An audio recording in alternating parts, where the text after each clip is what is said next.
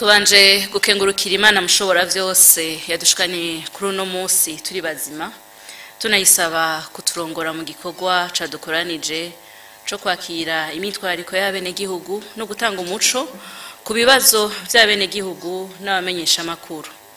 Tuboneho kandi n'akanya ko kuramutsa abarundi bose bariko barakurikira ikiganiro n'abadukurikira bari mu mahanga bakoresheje ubuhinga ngurukana bumenyi. Mu nkundire kandi ndabashikirize indamutso za Sebarundi nyene icubahiro Varisito Ndayishimiye aharamutsa abarundi bose abifuriza kugira amagara meza, amahoro, iteka nitekane mu babo no mu vyabo. Nyene icubahiro umukuru w'igihugu c'u Burundi arashima cane ingene igihugu cose kirangwamwo amahoro n'umutekano, agashimira abo bose bitanga batiziganya ijoro n'umurango kugira ngo bisasagare mu gihugu cacu, maze abene gihugu bakayakamisha mu kuduza ikivi c'iterambere atamutima usimba. Sebarundi arashima ingendo aherutsemwo mu ntara z'igihugu cose, aho yasanze ibintu biriko birahinduka ku rugero rushimishije mu bisata bitandukanye vy'iterambere.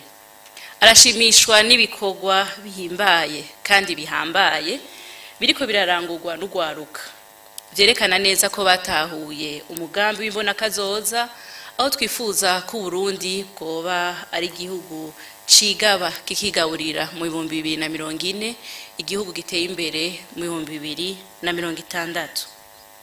Yarashimishijwe no kubona ugwaruka rwitunganiriza imigambi y'iterambere, rugatanga akazi, rugateza imbere imiryango yago eka n'igihugu cagwibarutse. Sebarundi arasaba abo baba batarajijuka kuva ibuzimu baje ibuntu, bamenye yuko iterambere rirondegwa atawe risanga ku mbuga aho yicaye. Ikiganiro kibaye mu gihe imvura yatasuye. Nyene icubahiro arasaba abarimyi gusohora imbuto, bibuke guca imiserege ahatemba no gutera ubwatsi bw'inka ku mikobeko.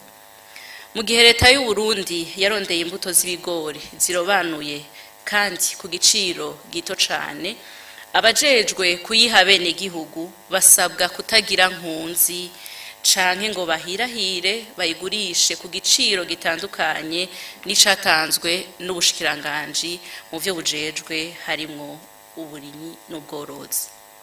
Umukuru w'igihugu c'u Burundi aribusa kandi ko abarundi batokwibagira na za mbuto kama zirinda ingwara, bovomera zose ntibahebe isega na inankonge. Sebarundi arasaba ubushikiranganji bw'uburimyi n'ubworozi gukurikirana hafi ibijanye n'ifumbire, ntihagire umuntu acegwa gutabira kandi yararisha umwavu.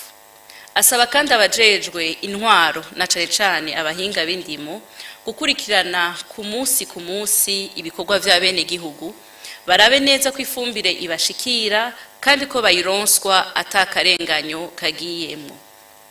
Ikiganiro kibaye kandi mu gihe amashure yaraye atanguye.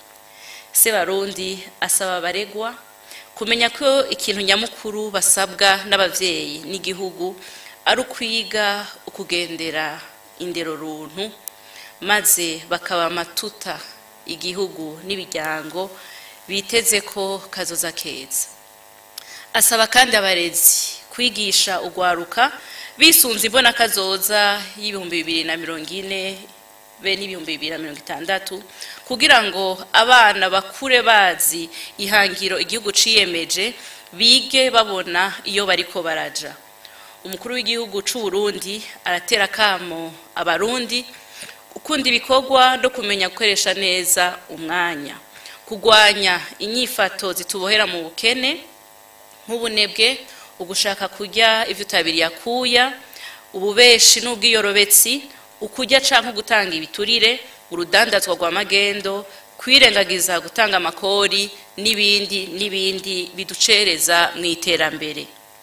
Kubijanye n'amatora yimirije mu mwaka uza, nyene icubahiro umukuru w'igihugu c'u Burundi arasaba bene gihugu bose kuyitegurira batekanye, kuko atari igikorwa gishasha. Birinde ababajuragiza canke abikika mukiza mu gukwiragiza ibihuha canke mu kubiba urwanko mu bonse rimwe. Umukuru w'igihugu c'u Burundi asaba zina murundi wese nuba mu gihugu cacu ciza c'u Burundi guteramira amahoro n'umutekano, kugwanya akarenganyo aho hose koturuka, kuko n'abasokuru barayamaze bati uja gusindira amahoro ahurumbira ubutungane. Mu gusozera, Sebarundi arasaba indongozi kuba abavyeyi babo barongoye mu kwama bashira imbere na ntaryo ineza yabo aho kwikwegera ko ku nyungu zabo. Murakoze.